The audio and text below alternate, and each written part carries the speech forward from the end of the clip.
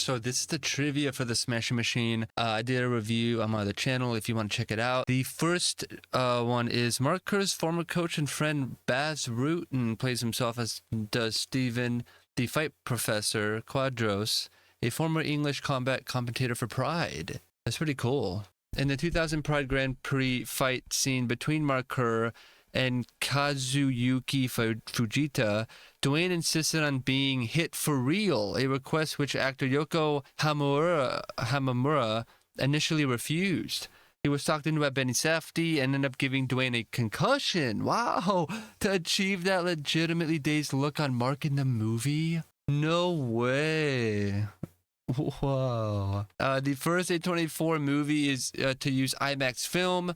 Wow, while the majority of the film was shot on 16 millimeters. Cool. To help deal with the darker moments on set between Emily Blunt and Dwayne Johnson's characters, tequila was on set for the actors, according to Emily.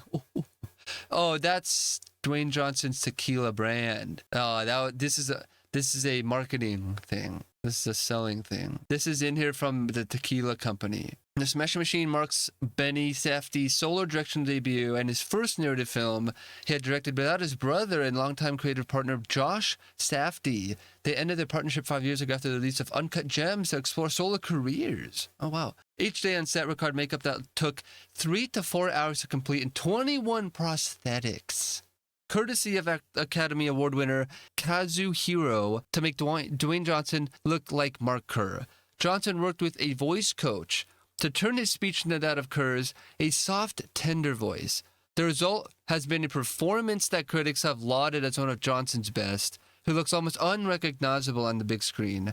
I've never worked harder, and we like hard work. It's what we all like to do. Johnson told ESPN during the roundtable, but man, I've never worked harder for a role. I mean, I agree. It's insane. I didn't know. He sounds different. It's crazy. I can't believe it. The Rock is only 3 years younger than the real-life Mark Kerr, while the film covers his time competing in MMA, which happened when he was in his 30s. Interesting. Very interesting. Emily Blunt was stunned when she first saw Dwayne Johnson step into his role. Holy crap, is what went to my head, said Emily. I was really staggered by it. It changed the air in the room. Everyone just went very quiet. The transformation seemed like water in the desert. It was so magical. Mark Kerr was a college wrestler that fought in early iterations of the UFC Pride and other various MMA tournaments in the 90s. He had an immensely powerful build and was dogged by allegations of steroid use. He participated in a documentary entitled The Smashing Machine in 2002 that chronicled his training and competing, as well as his volatile relationship with his girlfriend. He was a close friend of UFC fighter Mark Coleman. Dwayne Johnson first met Mark Kerr in 1997 when the wrestler began ascending, and Johnson's career as the Rocky Maivia character struggled to take off in the then World Wrestling Federation. During the late 1990s, Johnson and Kerr witnessed a sudden uptick in deaths of MMA fighters and pro wrestlers from pills and drugs. Both of them knew friends who suffered a similar fate. My thought was just, this man, Mark, and Benny, your vision, you'll shoot the film how you want to, and I feel it's going to be special, but it was really just about Mark, Johnson said. And I just wanted to write my own love letter to the men who are my friends that I lost, and to Mark's as well. So sad. Dwayne Johnson reportedly began to weep after the film received a 15-minute standing ovation at the Venice Film Festival. Wow. Dwayne Johnson first approached Benny Safdie about directing The Smashing Machine in 2019 after seeing Uncut Gems. Safdie even mailed Johnson Mark Kerr's iconic yellow Nautica sweater with a letter, but it never arrived, leading both men to thinking the other had gone silent. Years later, while working with Emily Blunt on Oppenheimer, Safdie asked if Johnson ever got the sweater. Blunt reconnected them, helping revive the project with her also joining the cast. Revealed by Johnson on The Tonight Show, starring Jimmy Fallon. Really interesting. Wow. That's like a movie on its own.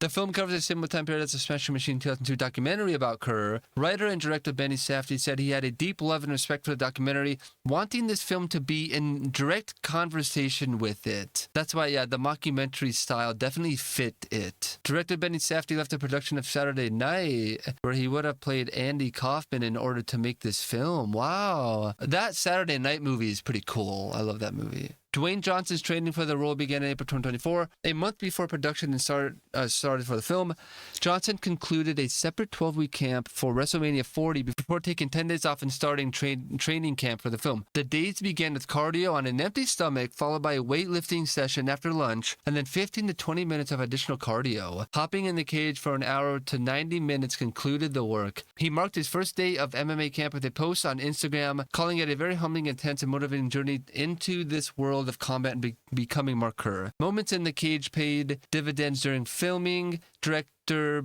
Ben Safdie told Johnson at the beginning of production that he'd love to never cut away from him during the fight scenes. We have a great stunt double. We have two. I'd love to just use you. Johnson recalled Safdie telling him, and I know what that meant. Pretty crazy. Next one is Mark Kerr's son Bryce saw the film in New York a couple months ago. He immediately called Kerr afterward and began whispering his thoughts, almost afraid to admit what he had seen. Dad, he walks like you, he talks like you, he talks like you. He looks like you.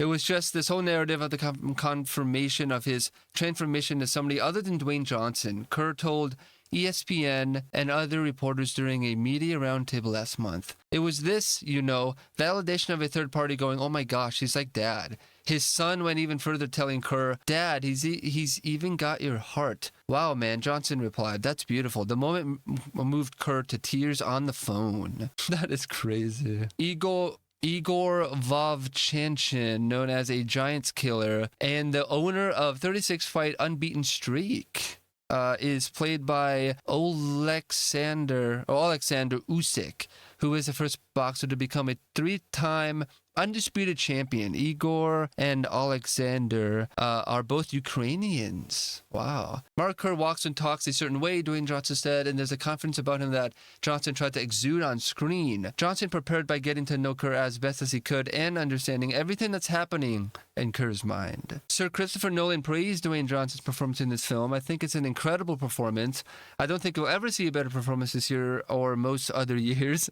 He also said to Ben Safdie, congratulations on the movie. It's a really remarkable and radical piece of work that will be understood more and more over time.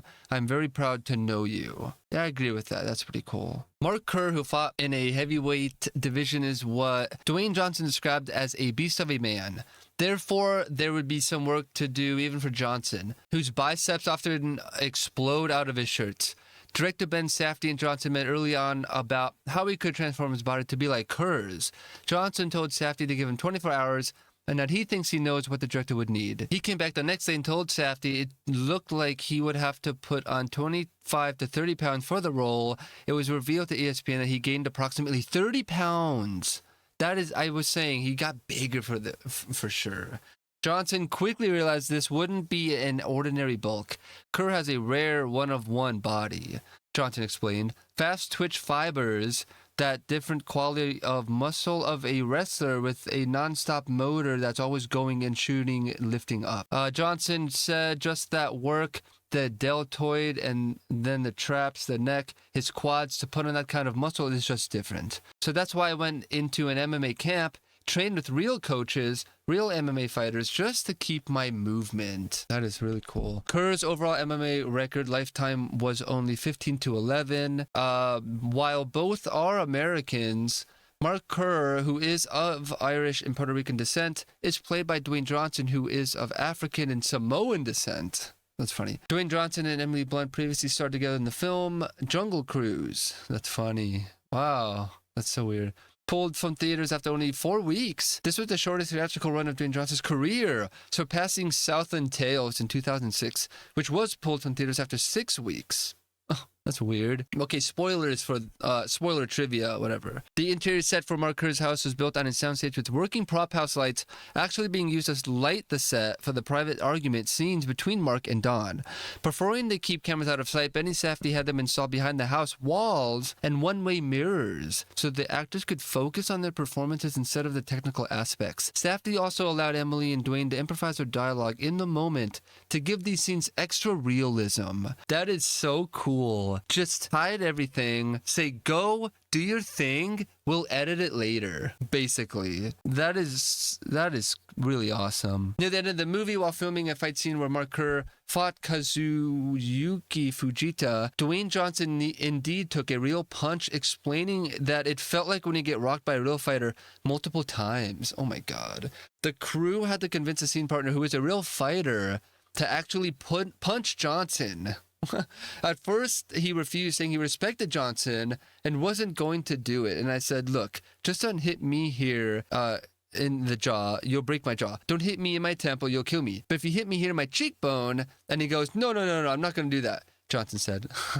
That was hilarious. Director Ben Safdie walked over and told the scene partner he'd have to hit Johnson because he wasn't going to cut away. It marked one of the more important scenes in the film, recreating a moment from the Grand Prix 2000 finals where Kerr is on his knees getting hit by Fujita and unable to fight back, losing the match. Eventually, the partner punched Johnson, and Safdie later found out that Baz Rutten, who played himself in the film, had been listening to the exchange. Baz was just like, just hit him. He's the Rock. Hit him, Safdie said. And it was like, whoa. The moment highlighted Johnson and the crew's commitment to authenticity. That is so crazy. The next one is a climactic confrontation between Mark and Dawn was filmed in one take. Wow. Oh my god. Wow. That is crazy. This one is arguments between Mark Kerr and his ex-wife Dawn Staples are a key part. Director Ben Safdie treated those scenes like fights of their own, filming them in sections. He engaged in conversations with Dwayne Johnson and Emily Blunt, knowing how challenging those emotional moments would be. I wanted us to be close because I knew we were going to be going to places that may have been a little bit uncomfortable. And I thought we need to do that in a place of trust, Safdie said. So that was kind of where it was just building that foundation and moving from there. Those scenes hurt Johnson's heart and offer some of the most emotional moments of his acting career. He called them raw and intense, with Safdie only doing one take because he didn't want the actors to go through them again. Johnson revealed they were emotionally wrecked after the final argument scene. Oh my god. Throughout the film, Johnson drew on hearing his mother and father bickering when he was a kid as inspiration. I remember what that was like. My dad was a pro wrestler, and my mom essentially was that woman who sacrificed her life